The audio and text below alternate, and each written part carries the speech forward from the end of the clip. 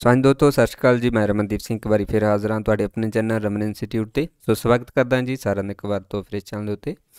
Guys, ਇਸ class ਦੇ ਵਿੱਚ ਆਪਾਂ ਡਿਸਕਸ ਕਰਾਂਗੇ ਇੰਡੀਅਨ ਪੋਲਿਟੀ ਦਾ 22 ਨੰਬਰ ਪਾਰਟ। ਇਸ ਤੋਂ ਪਹਿਲਾਂ 21 ਪਾਰਟ ਆਪਣੇ ਕੰਪਲੀਟ ਹੋ ਚੁੱਕੇ ਆ, ਉਹ ਤੁਸੀਂ ਪਲੇਲਿਸਟ ਦੇ ਵਿੱਚੋਂ ਜਾ ਕੇ ਦੇਖ ਸਕਦੇ ਹੈਗੇ ਹੋਗੇ। ਸੋ ਅੱਜ ਦੀ ਇਸ ਕਲਾਸ ਦੇ ਵਿੱਚ ਆਪਾਂ ਇੰਡੀਅਨ ਕੌਂਸਟੀਟਿਊਸ਼ਨ ਦੇ ਨਾਲ ਰਿਲੇਟਡ ਜਿਹੜੇ ਨੇ 20 MCQ ਸਿਰਫ ਉਹਨਾਂ ਨੂੰ ਹੀ ਡਿਸਕਸ ਕਰਾਂਗੇ। ਔਰ ਆਪਣੀ ਇਹ ਜਿਹੜੀ ਸੀਰੀਜ਼ ਚੱਲ ਰਹੀ ਹੈ ਉਹ 4000 MCQ ਦੀ ਸੀਰੀਜ਼ ਚੱਲ ਰਹੀ ਹੈ, ਜਿਸ ਦੇ ਵਿੱਚ ਆਪਾਂ 4000 MCQ ਕੁਐਸਚਨ ਜੋ ਕਿ TCS ਲੈਵਲ ਦਾ ਹੈ ਸੋ ਉਸ ਨੂੰ ਡਿਸਕਸ ਕਰਨ ਜਾ ਰਹੇ ਹੈਗੇ ਆਂਗੇ। ਸੋ ਇਹ ਸਾਰੇ ਹੀ ਜਿਹੜੇ ਕੁਐਸਚਨ ਰਹਿਣਗੇ ਤੁਹਾਨੂੰ ਸਾਰੇ ਹੀ, ਚਾਹੇ ਉਹ ਪੰਜਾਬ ਲੈਵਲ ਦਾ ਕੋਈ ਪੇਪਰ ਹੈ ਅਤੇ ਚਾਹੇ ਫਿਰ ਉਹ ਇੰਡੀਆ ਲੈਵਲ ਦਾ ਹੈ, ਸਾਰੇ ਹੀ ਐਗਜ਼ਾਮ ਦੇ ਵਿੱਚ ਤੁਹਾਨੂੰ ਇਹ ਪਾਰਟਸ ਜਿਹੜੇ ਉਹ ਹੈਲਪਫੁਲ ਰਹਿਣਗੇ। ਸੋ ਸਾਰੀਆਂ ਕਲਾਸਿਸ ਹੀ ਤੁਹਾਡੇ ਲਈ, ਚਾਹੇ ਜੀਓਗ੍ਰਾਫੀ ਦੀ ਹੈ, ਚਾਹੇ ਹਿਸਟਰੀ ਦੀ ਹੈ, ਚਾਹੇ ਪੋਲੀਟੀਕਲ ਦੀ ਹੈ, ਸਾਰੀ ਐਗਜ਼ਾਮ ਦੇ ਲਈ ਤੁਹਾਨੂੰ ਹੈਲਪਫੁਲ ਰਹੇਗੀ। ਓਕੇ, WhatsApp ਗਰੁੱਪ ਜੁਆਇਨ ਕਰਨ ਦੇ ਲਈ ਤੁਸੀਂ ਇਸ ਨੰਬਰ ਦੇ ਉੱਪਰ ਕੰਟੈਕਟ ਕਰ ਸਕਦੇ ਹੈਗੇ ਹੋਗੇ। ਅਤੇ ਇਸ ਤੋਂ ਇਲਾਵਾ ਇਹਨਾਂ ਕਲਾਸਾਂ ਦੀ PDF ਕਲੈਕਟ ਕਰਨ ਦੇ ਲਈ ਤੁਸੀਂ ਰਮਨ ਇੰਸਟੀਚਿਊਟ ਦੀ ਜੋ ਐਪ ਹੈ ਪਲੇ ਸਟੋਰ ਤੋਂ ਉਹ ਡਾਊਨਲੋਡ ਕਰ ਸਕਦੇ ਹੈਗੇ ਹੋਗੇ। ਤਾਂ ਸ਼ੁਰੂ ਕਰਦੇ ਹਾਂ ਸੈਸ਼ਨ ਅੱਜ ਦਾ। ਸੋ ਫਸਟ ਕੁਐਸਚਨ ਹੈ ਜੀ ਆਪਣਾ ਅੱਜ ਦਾ 421। ਡਰਾਫਟਿੰਗ ਕਮੇਟੀ ਕਦੋਂ ਬਣਾਈ ਗਈ ਸੀਗੀ? 17 ਅਕਤੂਬਰ 1945, 29 ਅਗਸਤ 1947, 14 ਅਗਸਤ 1948, 9 ਨਵੰਬਰ 1946। ਡਰਾਫਟਿੰਗ ਕਮੇਟੀ ਜਿਸ ਦਾ ਮੁੱਖ ਕੰਮ ਸੀਗਾ ਭਾਰਤ ਦੇ ਲਈ ਸੰਵਿਧਾਨ ਦਾ ਨਿਰਮਾਣ ਕਰਨਾ, ਲਿਖਣਾ। ਸੋ ਇਸ ਕਮੇਟੀ ਦਾ ਗਠਨ ਜਿਹੜਾ ਕੀਤਾ ਗਿਆ ਸੀਗਾ ਉਹ 29 ਅਗਸਤ 1947 ਨੂੰ ਕੀਤਾ ਗਿਆ ਸੀਗਾ।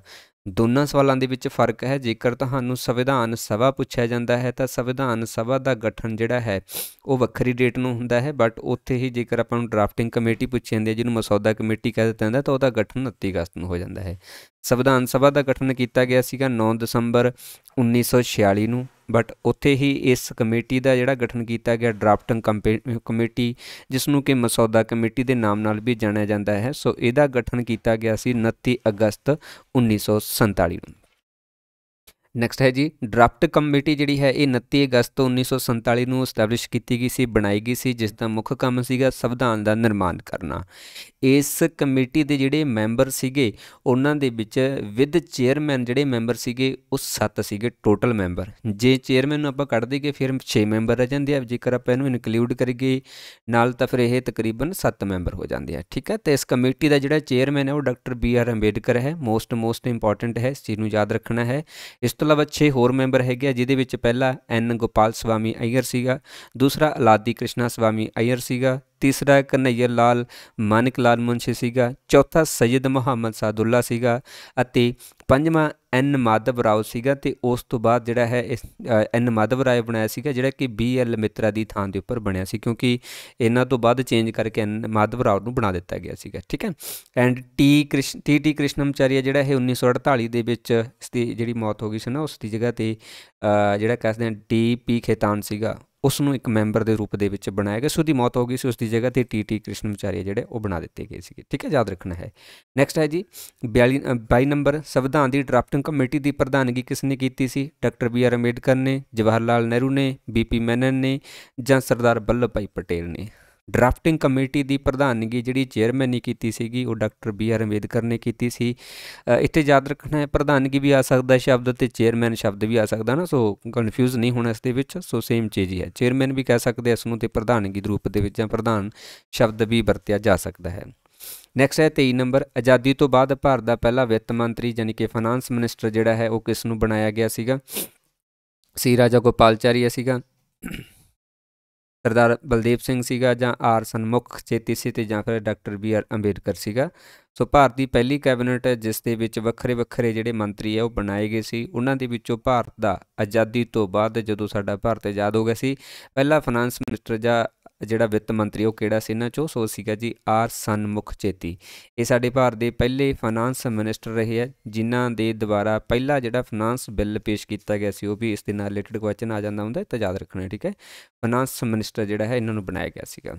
ਸੋ ਭਾਰਤ ਦੇ ਵਿੱਚ ਆਜ਼ਾਦੀ ਤੋਂ ਬਾਅਦ, ਭਾਰਤ ਦੇ ਲਈ ਆਜ਼ਾਦੀ ਤੋਂ ਬਾਅਦ ਪਹਿਲਾ ਬਜਟ ਪੇਸ਼ ਕਰਨ ਵਾਲਾ ਵਿਅਕਤੀ, ਪਹਿਲਾ ਬਜਟ ਪੇਸ਼ ਕਰਨ ਵਾਲਾ ਵਿਅਕਤੀ ਜਿਹੜਾ ਹੈ ਉਹ R ਸਨਮੁਖ ਚੇਤੀ ਹੀ ਹੈ। कह सकते हैं मोस्ट इंपॉर्टेंट क्वेश्चन है, याद रखना है, ठीक है। इसनूं आर सन मुख चेती पहला बजट बिल पेश करने वाला ਜਾਂ पहला बजट पेश करने वाला व्यक्ति है, क्योंकि ਸਾਡੇ ਭਾਰਤ ਦੇ ਪਹਿਲੇ ਵਿੱਤ ਮੰਤਰੀ ਸੀ। ਤੇ ਵਿੱਤ ਮੰਤਰੀ ਦਾ ਹੀ ਕੰਮ ਹੁੰਦਾ ਹੈਗਾ ਕਿ ਉਸਨੇ ਸੰਸਦ ਦੇ ਵਿੱਚ ਵਿੱਤ ਨੂੰ ਲੈ ਕੇ ਆਪਣਾ ਬਜਟ ਜਿਹੜਾ ਹੈ ਉਹ ਪੇਸ਼ ਕਰਨਾ ਹੁੰਦਾ ਹੈ। ਸਾਲਾਨਾ ਵਿੱਤੀ ਬਜਟ ਜਿਹੜਾ ਤਿਆਰ ਕੀਤਾ ਜਾਂਦਾ ਹੈ ਉਹ ਵੀ ਵਿੱਤ ਮੰਤਰੀ ਦੇ ਦੁਆਰਾ ਹੀ ਤਿਆਰ ਕੀਤਾ ਜਾਂਦਾ ਹੈ ਕਿ ਐਨੂਅਲ ਜਿਹੜਾ ਹੈ ਕਿੰਨਾ ਖਰਚਾ ਹੋਵੇਗਾ, ਕਿੰਨੀ ਕਮਾਈ ਹੋਵੇਗੀ, ਇਹ ਸਾਰਾ ਦਾ ਵੇਰਵਾ ਜਿਹੜਾ ਹੈਗਾ ਗਾ ਉਹ ਰਾਸ਼ਟਰਪਤੀ ਦੀ ਸਿਫਾਰਿਸ਼ ਦੇ ਉੱਪਰ ਜਿਹੜਾ ਤਿਆਰ ਕਰਵਾਉਂਦਾ ਹੁੰਦਾ ਹੈ। ਓਕੇ, ਤਾਂ ਆਸਨ ਮੁੱਖ ਜਿਹੜੇ ਹੈ ਇਹ 1947 ਤੋਂ ਲੈ ਕੇ 1949 ਤੱਕ ਭਾਰਤ ਦੇ ਵਿੱਤ ਮੰਤਰੀ ਰਹੇ ਸੀਗੇ ਤੇ ਪਹਿਲੇ ਵਿੱਤ ਮੰਤਰੀ ਸੀਗੇ। ਓਕੇ, ਇਸ ਤੋਂ ਇਲਾਵਾ ਸੀ ਰਾਜਾ ਗੋਪਾਲਚਾਰੀਆ, ਜਿਨ੍ਹਾਂ ਨੂੰ ਰਾਜਾ ਜੀ ਵੀ ਕਹਿ ਦਿੱਤਾ ਜਾਂਦਾ ਹੈ, ਯਾਦ ਰੱਖਣਾ ਹੈ, ਜਿਨ੍ਹਾਂ ਨੂੰ ਰਾਜਾ ਜੀ ਵੀ ਕਹਿ ਦਿੱਤਾ ਜਾਂਦਾ ਹੈਗਾ। ਇਹ ਆਜ਼ਾਦ ਭਾਰਤ ਦੇ ਪਹਿਲੇ ਅਤੇ ਆਖਰੀ ਗਵਰਨਰ ਜਨਰਲ ਨੇ, ਠੀਕ ਹੈ, ਭਾਰਤੀ, याद रखना है, पहले भारती गवर्नर जनरल नेगे ਅਤੇ आखिरी भी है, क्योंकि इस तो बाद होर कोई नहीं बन पाया सीगा। ਜਦੋਂ ਤੁਹਾਨੂੰ ਇਸ ਤਰੀਕੇ ਦਾ ਕੁਐਸਚਨ ਆਵੇਗਾ ਕਿ ਗਵਰਨਰ ਜਨਰਲ, ਠੀਕ ਹੈ, ਇੱਥੇ ਆਪਾਂ ਆਜ਼ਾਦੀ ਤੋਂ ਬਾਅਦ ਦੀ ਗੱਲ ਕਰਦੇ ਹਾਂ। ਆਜ਼ਾਦੀ ਤੋਂ ਬਾਅਦ ਪਹਿਲਾ ਗਵਰਨਰ ਜਨਰਲ, ਆਜ਼ਾਦੀ ਤੋਂ ਬਾਅਦ ਪਹਿਲਾ ਗਵਰਨਰ ਜਨਰਲ ਇਹ ਹੈ ਜੀ ਲਾਰਡ ਮਾਊਂਟਬੈਟਨ, ਠੀਕ ਹੈ, ਲਾਰਡ ਮਾਊਂਟਬੈਟਨ ਇਹ ਪਹਿਲਾ ਹੈ ਜਦੋਂ ਅੰਗਰੇਜ਼ ਦੇ ਤੌਰ ਦੇ ਉੱਪਰ ਪੁੱਛਦੇ ਹੈਗੇ ਅੱਗੇ। ਲਾਰਡ ਮਾਊਂਟਬੈਟਨ ਪਹਿਲਾ ਹੈਗਾ ਗਾ, ਇਹ ਅੰਗਰੇਜ਼ ਹੈ। ਬਟ ਇੱਥੇ ਹੀ ਇੱਕ ਦੂਸਰਾ ਸਵਾਲ ਬਣ ਜਾਊਗਾ ਕਿ ਲਾਰਡ ਮਾਊਂਟਬੈਟਨ ਤੋਂ ਬਾਅਦ ਜਾਂ ਆਜ਼ਾਦੀ ਤੋਂ ਬਾਅਦ ਪਹਿਲਾ ਭਾਰਤੀ, ਇੱਥੇ ਭਾਰਤੀ ਸ਼ਬਦ ਲਿਖਿਆ ਹੋਇਆ ਭਾਰਤੀ, ਠੀਕ ਹੈ। ਜਦੋਂ ਭਾਰਤੀ ਸ਼ਬਦ ਆਊਗਾ ਉਦੋਂ ਅਸੀਂ ਸੀ ਰਾਜਾ ਗੋਪਾਲਚਾਰੀ ਲਗਾਵਾਂਗੇ, ਕਿਉਂਕਿ ਇਹ ਆਖਰੀ ਤੇ ਪਹਿਲਾ ਹੈ। ਸੰਵਿਧਾਨ ਲਾਗੂ ਹੋਣ ਤੋਂ ਬਾਅਦ ਸੀ ਰਾਜਾ ਗੋਪਾਲਚਾਰੀ ਨੂੰ ਗਵਰਨਰ ਜਨਰਲ ਦਾ ਆਉਂਦਾ ਹਟਾ ਕੇ ਇਸ ਤੋਂ ਬਾਅਦ ਭਾਰਤ ਦੇ ਵਿੱਚ ਰਾਸ਼ਟਰਪਤੀ ਤੇ ਪ੍ਰਧਾਨ ਮੰਤਰੀ ਦਾ ਆਉਂਦਾ ਜਿਹੜਾ ਹੈ ਉਹ ਸ਼ੁਰੂ ਕਰ ਦਿੱਤਾ ਗਿਆ ਸੀਗਾ। ਓਕੇ, ਆਜ਼ਾਦ ਭਾਰਤ ਦੇ ਪਹਿਲੇ ਰੱਖਿਆ ਮੰਤਰੀ ਜਿਹੜੇ ਹੈਗੇ ਅੱਗੇ, ਸੋ ਇਹ ਹੈ ਜੀ ਬਲਦੇਵ ਸਿੰਘ, ਠੀਕ ਹੈ। ਬਲਦੇਵ ਸਿੰਘ ਜਿਹੜੇ ਹੈਗੇ ਨੇ ਇਹ ਪਹਿਲੇ ਰੱਖਿਆ ਮੰਤਰੀ ਰਹੇ ਹੈਗੇ। ਪਹਿਲੇ ਕਾਨੂੰਨ ਮੰਤਰੀ ਜਿਹੜੇ ਹੈ ਇਹ ਡਾਕਟਰ ਭੀਮ ਰਾਓ ਅੰਬੇਡਕਰ ਰਹੇ ਹੈਗੇ। ਨੈਕਸਟ ਹੈ ਜੀ 24 ਨੰਬਰ, ਹੇਠ ਲਿਖਿਆਂ ਦੇ ਵਿੱਚੋਂ ਆਜ਼ਾਦ ਭਾਰਤ ਦਾ ਪਹਿਲਾ ਕਾਨੂੰਨ ਮੰਤਰੀ ਭੱਟਾ ਭਾਈ ਸੀਤਾਰਮਈਆ, ਮੌਲਾਨਾ ਆਜ਼ਾਦ, BR ਅੰਬੇਡਕਰ ਜਾਂ ਲਿਆਕਤ ਅਲੀ ਖਾਨ। ਆਜ਼ਾਦ ਭਾਰਤ ਦਾ ਪਹਿਲਾ ਕਾਨੂੰਨ ਮੰਤਰੀ ਲੀਗਲ ਜਿਹੜਾ ਕਹਿ ਸਕਦੇ ਹਾਂ ਮਿਨਿਸਟਰ ਹੈ ਉਹ ਡਾਕਟਰ BR ਅੰਬੇਦਕਰ ਹੈ, ਕਿਉਂਕਿ ਕਾਨੂੰਨ ਦੇ ਵਿੱਚ ਇਹੀ ਐਕਸਪਰਟ ਸੀਗੇ ਜਿਨ੍ਹਾਂ ਨੂੰ ਕਿ ਆਧੁਨਿਕ ਮਨੂ ਦੇ ਨਾਮ ਨਾਲ ਵੀ ਜਾਣਿਆ ਜਾਂਦਾ ਹੈ, ਜਿਨ੍ਹਾਂ ਨੂੰ ਆਧੁਨਿਕ ਮਨੂ ਦੇ ਨਾਮ ਨਾਲ ਵੀ ਜਾਣਿਆ ਜਾਂਦਾ ਹੈ, ਕਿਉਂਕਿ ਇਹਨਾਂ ਨੇ ਸਾਡੇ ਸੰਵਿਧਾਨ ਦਾ ਨਿਰਮਾਣ ਕੀਤਾ ਸੀਗਾ। ਓਕੇ, ਅਤੇ ਇਹਨਾਂ ਦੇ ਦੁਆਰਾ ਹੀ ਸਾਡੇ ਭਾਰਤੀ ਸੰਵਿਧਾਨ ਨੂੰ ਤਿਆਰ ਕੀਤਾ ਗਿਆ ਸੀ, ਇਸੇ ਕਰਕੇ ਇਸ ਨੂੰ ਜਿਹੜਾ ਹੈ ਸੰਵਿਧਾਨ ਦੇ ਪਿਤਾਮਾ ਵੀ ਕਿਹਾ ਜਾਂਦਾ ਹੈ। ਸੰਵਿਧਾਨ ਦੇ ਪਿਤਾਮਾ ਦੇ ਰੂਪ ਦੇ ਵਿੱਚ ਵੀ ਇਹਨਾਂ ਨੂੰ ਜਾਣਿਆ ਜਾਂਦਾ ਹੈ, ਫਾਦਰ ਆਫ ਇੰਡੀਅਨ ਕੌਂਸਟੀਟਿਊਸ਼ਨ। ਨੈਕਸਟ ਹੈ ਜੀ ਆਜ਼ਾਦ ਭਾਰਤ ਦੇ ਪਹਿਲੇ ਮੰਤਰੀ, ਜਿਨ੍ਹਾਂ ਦੇ ਵਿੱਚ ਪੰਡਿਤ ਜਵਾਹਰ ਲਾਲ ਨਹਿਰੂ, ਸੋ ਇਹ ਪ੍ਰਧਾਨ ਮੰਤਰੀ ਰਹੇ ਸੀਗੇ, ਰਾਸ਼ਟਰਮੰਡਲ ਦੇ ਮੈਂਬਰ ਰਹੇ ਸੀ, ਵਿਦੇਸ਼ੀ ਮਾਮਲਿਆਂ ਦੇ ਮੰਤਰੀ ਸੀਗੇ ਅਤੇ ਵਿਗਿਆਨਕ ਖੋਜਾਂ ਦੇ ਮੰਤਰੀ ਸੀਗੇ। ਅਬੁਲ ਕਲਾਮ ਆਜ਼ਾਦ ਜਿਹੜੇ ਹੈ ਇਹ ਸਿੱਖਿਆ ਮੰਤਰੀ ਰਹੇ ਸੀਗੇ, ਅਤੇ ਇਸ ਤੋਂ ਇਲਾਵਾ ਡਾਕਟਰ ਰਜਿੰਦਰ ਪ੍ਰਸਾਦ ਜਿਹੜੇ ਹੈਗੇ ਆ ਇਹ ਖੁਰਾਕ ਅਤੇ ਖੇਤੀਬਾੜੀ ਮੰਤਰੀ ਰਹੇ ਸੀਗੇ, ਅਤੇ ਆਜ਼ਾਦ ਭਾਰਤ ਦੇ ਪਹਿਲੇ ਰਾਸ਼ਟਰਪਤੀ ਵੀ ਰਹੇ ਹੈਗੇ, ਠੀਕ ਹੈ। ਜੌਨ ਮਥਾਈ ਜਿਹੜੇ ਸੀਗੇ ਜੀ ਇਹ ਰੇਲਵੇ ਅਤੇ ਟਰਾਂਸਪੋਰਟ ਮੰਤਰੀ ਸੀਗੇ। ਬਲਦੇਵ ਸਿੰਘ ਰੱਖਿਆ ਮੰਤਰੀ ਹੈ, ਇਹ ਕਾਫੀ ਜ਼ਿਆਦਾ ਆਉਂਦਾ, ਠੀਕ ਹੈ, ਬਲਦੇਵ ਸਿੰਘ ਜ਼ਿਆਦਾ ਆਉਂਦਾ ਹੈ, ਇੱਕ ਅਬੁਲ ਕਲਾਮ ਜ਼ਿਆਦਾ ਆਉਂਦਾ ਹੁੰਦਾ ਹੈ। ਸਰਦਾਰ ਵੱਲਭ ਭਾਈ ਪਟੇਲ ਇਹ ਗ੍ਰਹਿ ਮੰਤਰੀ ਰਹੇ ਹੈ, ਸੂਚਨਾ ਅਤੇ ਪ੍ਰਸਾਰ ਮੰਤਰੀ ਰਹੇ ਹੈ, ਅਤੇ ਪਹਿਲੇ ਉਪ ਪ੍ਰਧਾਨ ਮੰਤਰੀ ਰਹੇ ਹੈ, ਉਪ ਪ੍ਰਧਾਨ ਮੰਤਰੀ ਰਹੇ ਹੈ ਸਰਦਾਰ ਵੱਲਭ ਭਾਈ ਪਟੇਲ, ਠੀਕ ਹੈ। ਅਤੇ ਰਾਜਕੁਮਾਰੀ ਅੰਮ੍ਰਿਤ ਕੌਰ ਸਿਹਤ ਮੰਤਰੀ, ਪਹਿਲੀ ਸਿਹਤ ਮੰਤਰੀ ਅਤੇ ਪਹਿਲੀ ਹੀ ਇਸਤਰੀ ਹੈ, ਇਹ ਵੀ ਤੁਸੀਂ ਯਾਦ ਰੱਖ ਲੈਣਾ ਹੈ। ਸਿਹਤ ਮੰਤਰੀ ਦੇ ਤੌਰ ਦੇ ਉੱਪਰ ਰਾਜਕੁਮਾਰੀ ਅੰਮ੍ਰਿਤ ਕੌਰ ਸੀਗੀ। ਸ਼ਿਆਮਾ ਪ੍ਰਸਾਦ ਮੁਖਰਾ ਜੀ ਜਿਹੜੇ ਆ ਇਹ ਉਦਯੋਗ ਅਤੇ ਸਪਲਾਈ ਮੰਤਰੀ ਦੇ ਮੁਖੀ ਸੀਗੇ। ਇਹ ਪਹਿਲੀ ਕੈਬਨਿਟ ਹੈ ਸਾਡੀ, ਫਸਟ ਕੈਬਨਿਟ ਹੈਗੀ ਜਿਸ ਨੂੰ ਕਿ ਪਹਿਲਿਆਂ ਦੇ ਵਿੱਚੋਂ ਪੁੱਛਿਆ ਜਾਂਦਾ ਹੁੰਦਾ ਕੁਐਸਚਨ, ਬਹੁਤ ਜ਼ਿਆਦਾ ਇੰਪੋਰਟੈਂਟ ਹੈ ਚੀਜ਼ ਵੀ, ਠੀਕ ਹੈ, ਫਸਟ ਕੈਬਨਿਟ ਹੈ। ਨੈਕਸਟ ਹੈ ਜੀ 25 ਨੰਬਰ, ਹੇਠ ਲਿਖਣ ਦੇ ਵਿੱਚੋਂ ਭਾਰਤ ਦਾ ਪਹਿਲਾ ਗ੍ਰਹਿ ਮੰਤਰੀ ਗੁਲਜ਼ਾਰੀ ਲਾਲ ਨੰਦਾ, ਸਰਦਾਰ ਵੱਲਭ ਭਾਈ ਪਟੇਲ, ਗੋਬਿੰਦ ਬੱਲ ਪੰਤ, ਲਾਲ ਬਹਾਦਰ ਸ਼ਾਸਤਰੀ। ਸੋ ਇਹਨਾਂ ਦੇ ਵਿੱਚੋਂ ਸਾਡੇ ਭਾਰਤ ਦਾ ਪਹਿਲਾ ਗ੍ਰਹਿ ਮੰਤਰੀ ਜਿਹੜਾ ਹੈ ਉਹ ਸਰਦਾਰ ਵੱਲਭ ਭਾਈ ਪਟੇਲ ਹੈ, ਜਿਨ੍ਹਾਂ ਨੂੰ ਕਿ ਆਇਰਨ ਮੈਨ ਆਫ ਇੰਡੀਆ ਕਿਹਾ ਜਾਂਦਾ ਹੈ। ਆਇਰਨ ਮੈਨ ਆਫ ਇੰਡੀਆ, ਲੋਹ ਪੁਰਸ਼ ਆਫ, ਠੀਕ ਹੈ, ਲੋਹ ਪੁਰਸ਼ ਭਾਰਤ ਦਾ ਸਰਦਾਰ ਵੱਲਭ ਭਾਈ ਪਟੇਲ ਨੂੰ ਕਿਹਾ ਜਾਂਦਾ ਹੈ।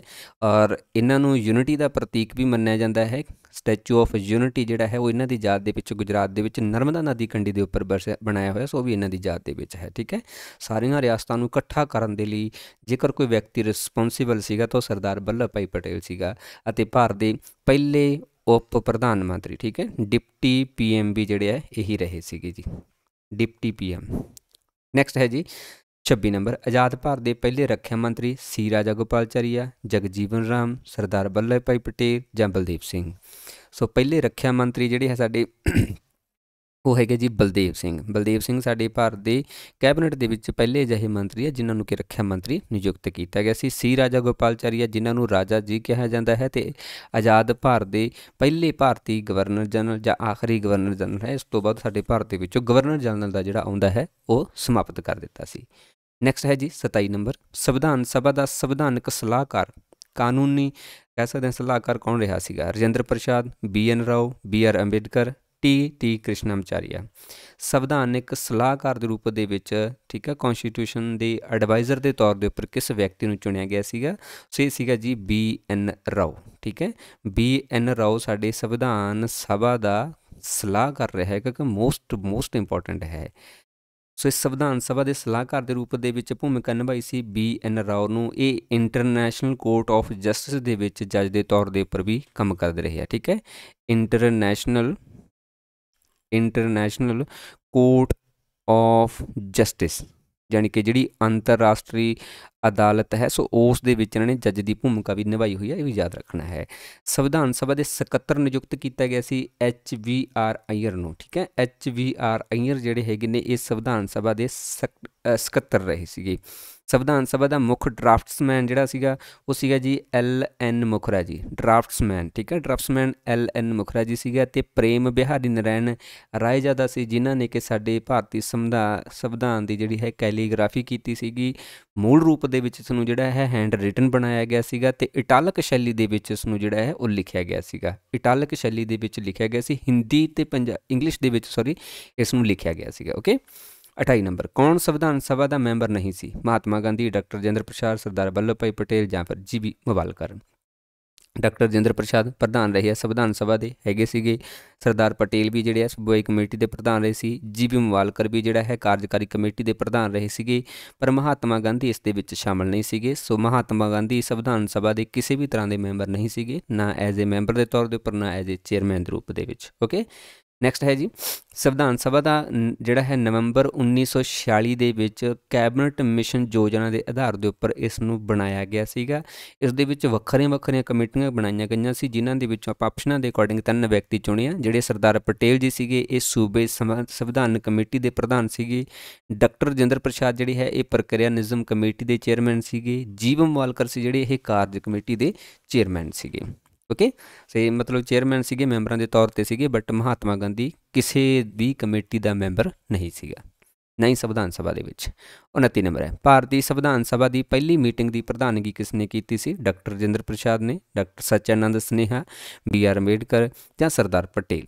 ਸੰਵਿਧਾਨ ਸਭਾ ਦੀ ਬਿਲਕੁਲ ਪਹਿਲੀ ਮੀਟਿੰਗ ਜਿਹੜੀ ਹੈ ਉਹ ਹੁੰਦੀ ਹੈ 9 ਦਸੰਬਰ 1946 ਨੂੰ, ਜਿਸ ਦਿਨ ਇਸ ਦਾ ਗਠਨ ਕੀਤਾ ਜਾਂਦਾ ਹੈ।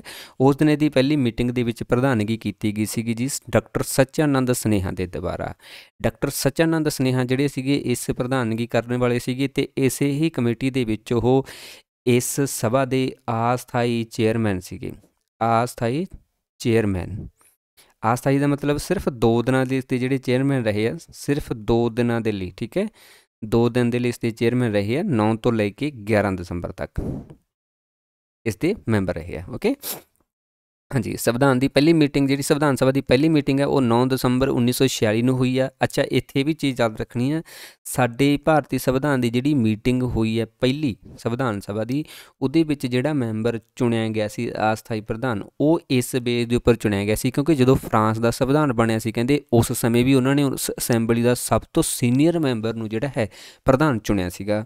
ਉਸੇ ਚੀਜ਼ ਨੂੰ ਹੀ ਕਾਪੀ ਕਰਦੇ ਹੋਏ ਸਾਡੇ ਭਾਰਤ ਦੇ ਸੰਵਿਧਾਨ ਸਭਾ ਦੇ ਵਿੱਚ ਵੀ ਸਭ ਤੋਂ ਸੀਨੀਅਰ ਵਿਅਕਤੀ ਜਿਹਦਾ ਨਾਮ ਸੀ ਡਾਕਟਰ ਸਚਿਆਨੰਦ ਸਨੇਹਾ, ਉਸ ਨੂੰ ਹੀ ਚੇਅਰਮੈਨ ਚੁਣਿਆ ਗਿਆ ਸੀ। ਬੇਸ਼ੱਕ ਅਸਥਾਈ ਚੁਣਿਆ ਗਿਆ ਸੀ, ਬਟ ਫਰਾਂਸ ਨੂੰ ਕਾਪੀ ਜਿਹੜਾ ਇੱਥੇ ਉਹ ਕੀਤਾ ਗਿਆ ਸੀਗਾ।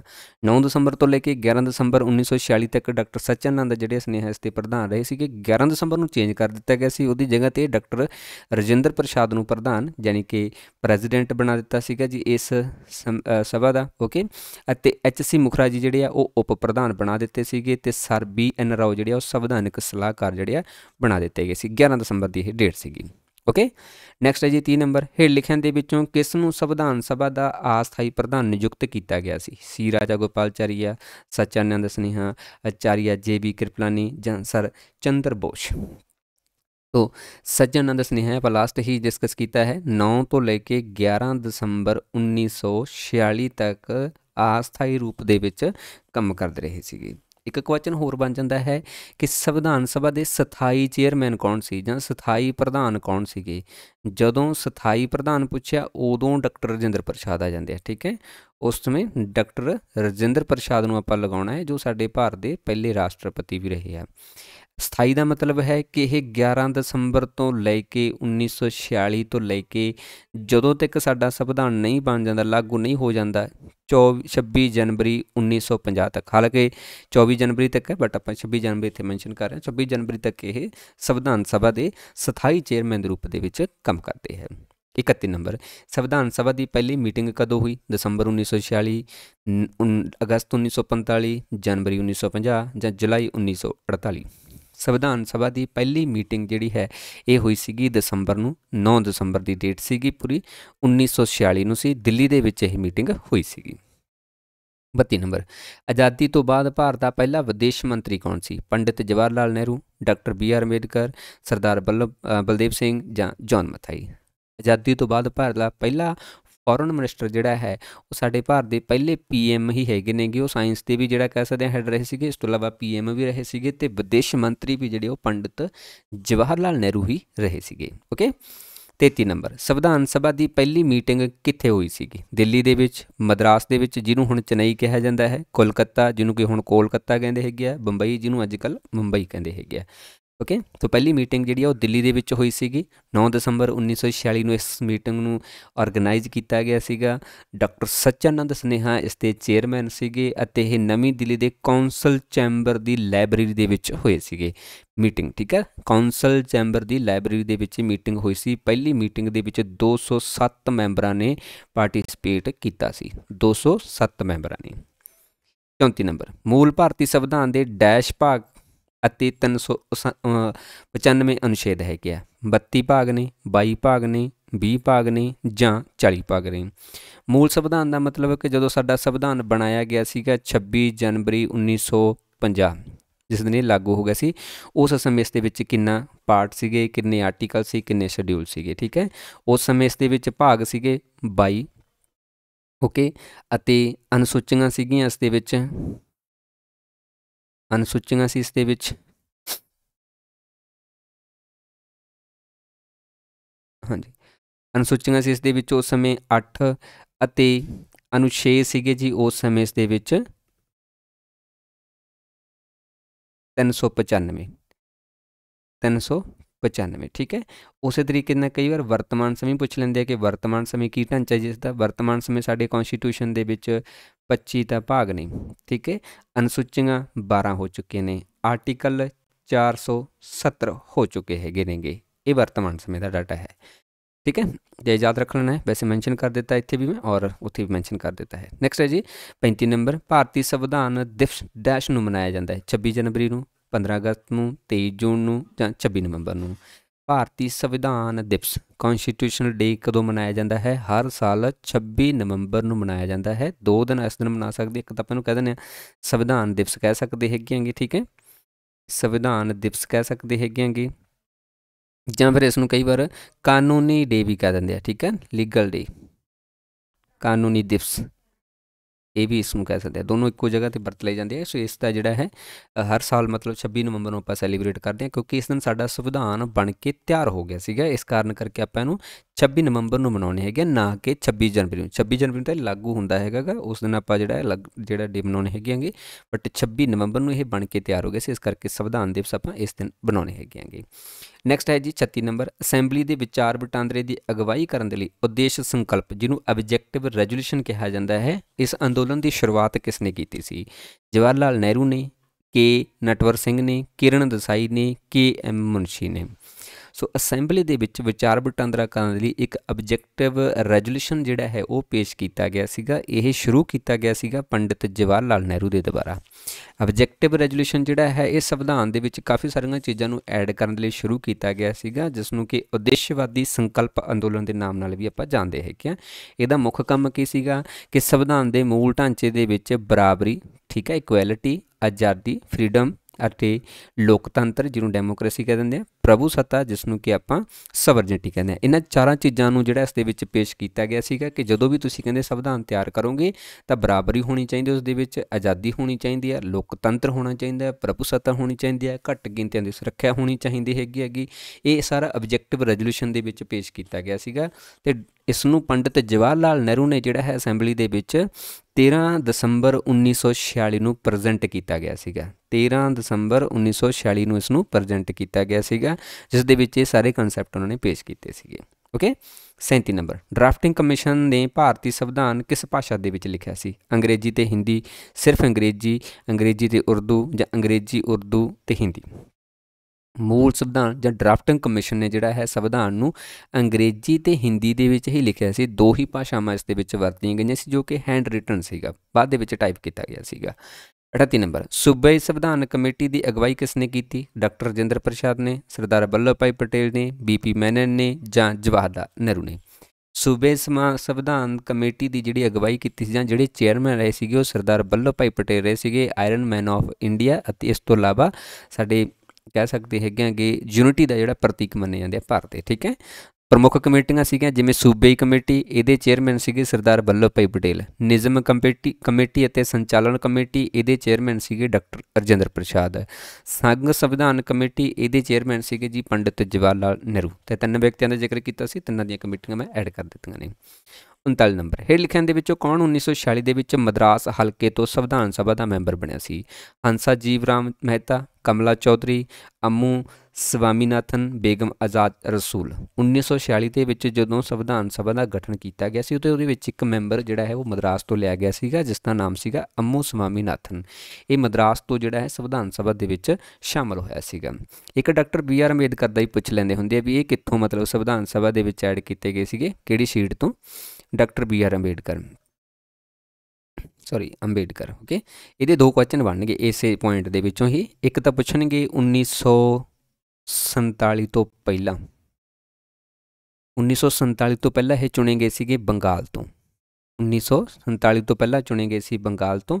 ਇੱਕ ਸਵਾਲ ਆ ਜਾਊਗਾ ਕਿ 1947 ਤੋਂ ਬਾਅਦ ਉਦੋਂ ਇਹ ਚੁਣੇ ਗਏ ਸੀਗੇ ਬੰਬਈ ਤੋਂ, ਕਿਉਂਕਿ ਵੰਡ ਹੋ ਚੁੱਕੀ ਸੀਗੀ, ਇਸ ਕਰਕੇ ਬੰਗਾਲ ਵੱਖਰਾ ਹੋ ਗਿਆ ਸੀ ਤਾਂ ਫਿਰ ਦੂਜੀ ਵਾਰ ਬੰਬਈ ਤੋਂ ਚੁਣੇ ਗਏ ਸੀਗੇ। 40 ਨੰਬਰ, ਭਾਰਤ ਦੇ ਵਿੱਚ ਪਹਿਲੀ ਵਾਰ ਸੰਵਿਧਾਨ ਸਭਾ ਦੀਆਂ ਚੋਣਾਂ ਕਦੋਂ ਹੋਈਆਂ? 1947, 1949, 1946, 1948? ਸੰਵਿਧਾਨ ਸਭਾ ਦੀ ਗੱਲ ਕਰ ਰਹੇ ਆਪਾਂ। ਸੰਵਿਧਾਨ ਸਭਾ ਦੀਆਂ ਪਹਿਲੀਆਂ ਚੋਣਾਂ ਜਿਹੜੀਆਂ ਨੇ ਉਹ ਸਾਲ 1946 ਦੇ ਵਿੱਚ ਹੋਈਆਂ ਸੀਗੀਆਂ। 1946 ਦੇ ਵਿੱਚ ਸੰਵਿਧਾਨ ਸਭਾ ਦਾ ਗਠਨ ਕਰਨ ਲਈ ਚੋਣਾਂ ਕਰਵਾਈਆਂ ਗਈਆਂ ਸੀਗੀਆਂ। ਇਹ ਚੋਣਾਂ ਪਹਿਲੀ ਵਾਰ ਜੁਲਾਈ 1946 ਦੇ ਵਿੱਚ ਕੀਤੀਆਂ ਗਈਆਂ ਸੀ, ਜਿਸ ਦੇ ਵਿੱਚ ਕੁੱਲ 296 ਮੈਂਬਰਾਂ ਦੇ ਵਿਚਕਾਰ ਇਹ ਚੋਣਾਂ ਹੋਈਆਂ ਸੀਗੀਆਂ। ਕਾਂਗਰਸ ਨੂੰ ਇਸ ਦੇ ਵਿੱਚੋਂ 208 ਸੀਟਾਂ ਮਿਲੀਆਂ ਸੀ ਤੇ ਮੁਸਲਿਮ ਲੀਗ ਨੂੰ ਇਹਦੇ ਵਿੱਚੋਂ 73 ਸੀਟਾਂ ਮਿਲੀਆਂ ਸੀ, ਜਾਣੀ ਕਿ ਕਾਂਗਰਸ ਜਿਹੜੀ ਉਹ ਇਸ ਦੇ ਵਿੱਚ ਵਿਜੇਤਾ ਰਹੀ ਸੀਗੀ, ਉਸ ਨੂੰ ਜ਼ਿਆਦਾ ਬਹੁਮਤ ਮਿਲਿਆ ਸੀਗਾ। ਇਹ ਸੀਗਾ ਆਪਣਾ 22 ਨੰਬਰ ਪਾਰਟ ਜੀ ਪੋਲੀਟੀਕਲ ਸਾਇੰਸ ਦਾ। ਉਮੀਦ ਕਰਦਾ ਤੁਹਾਡੇ ਸਾਰਿਆਂ ਲਈ ਹੈਲਪਫੁਲ ਰਿਹਾ ਹੋਊਗਾ, ਸਭ ਨੂੰ ਕਾਫੀ ਕੁਝ ਜਿਹੜਾ ਸਿੱਖਣ ਨੂੰ ਮਿਲਿਆ ਹੋਊਗਾ। ਇਸੇ ਤਰੀਕੇ ਦੀਆਂ ਹੋਰ ਬਹੁਤ ਸਾਰੀਆਂ ਕਲਾਸਿਸ ਤੁਹਾਨੂੰ ਜਿਹੜੀਆਂ ਉਹ ਮਿਲਦੀਆਂ ਰਹਿਣਗੀਆਂ, ਸੋ ਇਸ ਚੈਨਲ ਦੇ ਨਾਲ ਜੁੜੇ ਰਹੋ। ਜਲਦੀ ਆਪਾਂ ਇਸ ਨੂੰ ਲਾਈਵ ਵੀ ਸ਼ੁਰੂ ਕਰਾਂਗੇ, ਸੋ ਮੰਡੇ ਤੋਂ ਹੋ ਸਕਦਾ ਹੈ ਸ਼ੁਰੂ ਕਰ ਲਈਏ, ਕਿਉਂਕਿ ਤਬੀਅਤ ਨਹੀਂ ਠੀਕ ਸੀ, ਇਸ ਕਰਕੇ ਆਪਾਂ ਇਸ ਨੂੰ ਲਾਈਵ ਨਹੀਂ ਕੀਤਾ ਸੀਗਾ। ਤਾਂ ਮੰਡੇ ਤੋਂ ਹੋ ਸਕਦਾ ਇਸ ਨੂੰ ਆਪਾਂ ਦੁਬਾਰਾ ਤੋਂ 8 ਵਜੇ ਜਿਹੜਾ ਲਾਈਵ ਉਹ ਸ਼ੁਰੂ ਕਰ ਲਵਾਂਗੇ। Okay, thank you so much ਜੀ। ਨੈਕਸਟ ਮਿਲਦੇ ਹਾਂ ਅਗਲੇ ਲੈਕਚਰ ਦੇ ਵਿੱਚ।